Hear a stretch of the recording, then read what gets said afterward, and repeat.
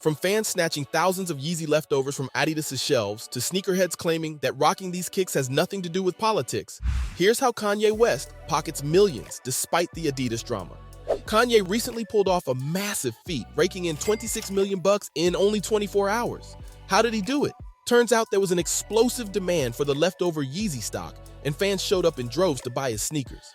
But I want to rewind a bit and take you back to when Adidas ended its relationship with Kanye after he made a series of anti-Semitic remarks. I mean, the guy turned up at the Drink Champs podcast, went on this whole rant about Jewish people, and after that, he shows up on Alex Jones's InfoWars podcast wearing a black mask and praising Hitler. At this point, it's safe to say that Yeezy's cheese has slid off his cracker, and who can forget his infamous tweet threatening to go DEFCON 3 on Jewish people? Kanye had a decade-long partnership with Adidas, but after his stupid, controversial shenanigans, the company cut all ties with him in 2022, saying that they won't ever tolerate anti-Semitism. But guess what? The Yeezy leftovers weren't going anywhere, and they were tucked away in storage like a damn gold mine. Adidas didn't want to release them at first, and even considered burning them just to make a point. But the items were worth more than $500 million, and they couldn't resist the giant profits, so they decided to sell the remaining Yeezy products to the public. They planned 3 releases for the remaining stock, one of which rolled out on May 31st, 2023. But there's a catch. In a bid to save their reputation, Adidas announced that part of the profits would be donated to the Anti-Defamation League and the Philonize and Keita Floyd Institute for Social Change.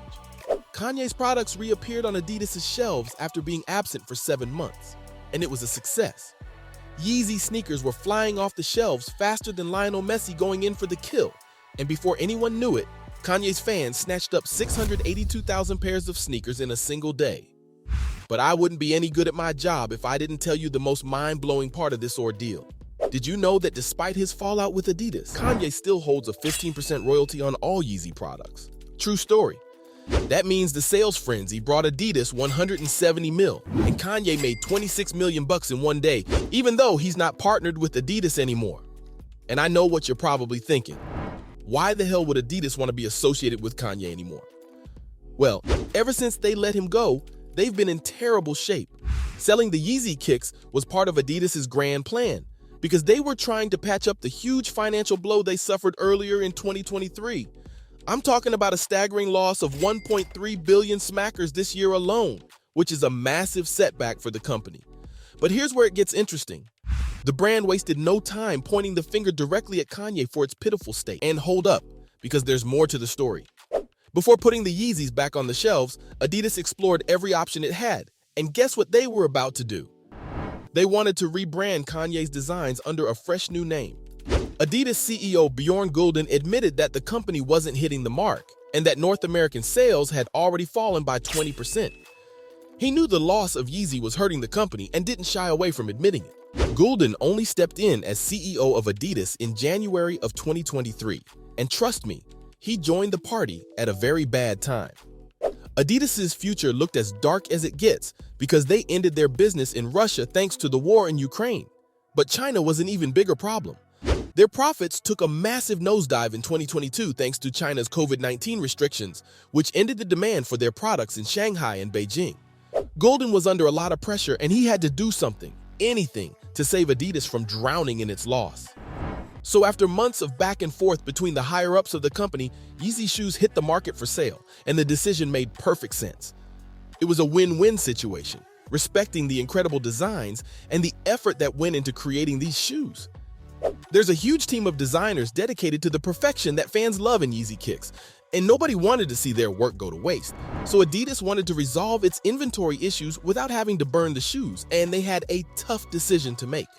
Releasing the Yeezy leftovers meant that their reputation and brand would take a hit, but Gulden talked to several NGOs and groups hurt by Kanye's comment before finally going on to sell the shoes. On platforms like Stocks, Yeezy silhouettes were being sold for way more than their original value, and people were paying big bucks just to get their hands on these kicks.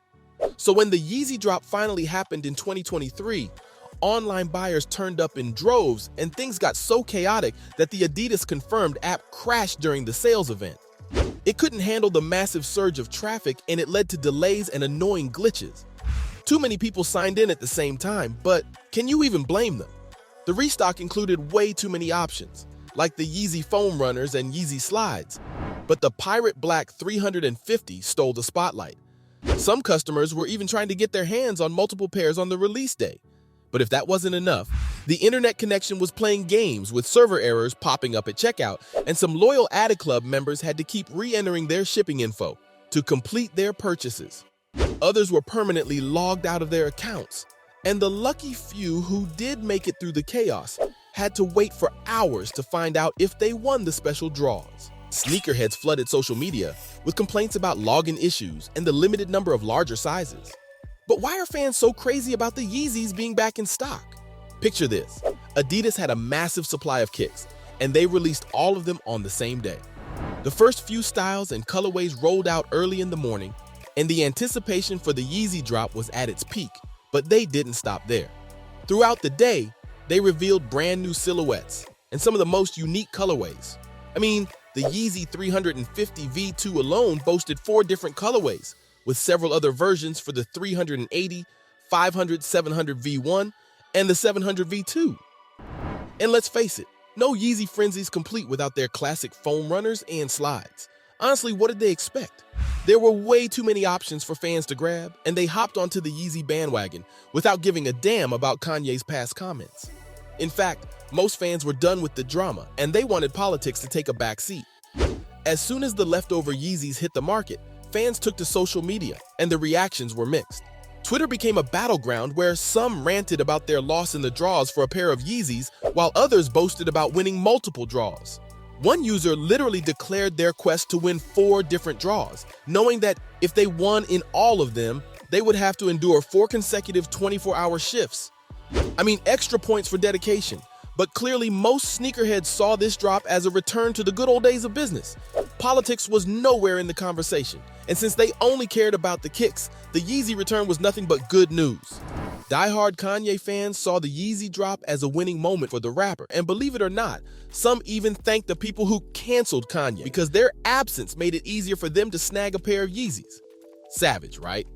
Now let me tell you about Zeke Hanila, a San Francisco-based sneaker fanatic who rocks a whopping 80 pairs of Yeezys. But here's the kicker. The guy's Jewish, and so is half his family. But when Adidas was considering recycling the leftover Yeezy kicks, he really didn't think it would work. He felt that they couldn't keep it sustainable, especially at such a massive scale. And if these recycled Yeezys were ever released again, plenty of fans would snatch them up without a second thought. His prediction was right, wasn't it? For Zeke, Yeezys aren't just about Kanye because they've gone mainstream. Heck, you can even see parents rocking them simply because they're comfy. Zeke was disappointed at Kanye's hateful comments, but he doesn't hold the kicks at fault and still wears them around town. In Zeke's eyes, Yeezys aren't a political statement. They just look cool, and fans will keep buying them, even if it costs them a few paychecks. So there you have it, from sneakerheads claiming that rocking these kicks has nothing to do with politics, to fans snatching thousands of Yeezy leftovers from Adidas' shelves. That's how Kanye West pockets millions despite the Adidas drama.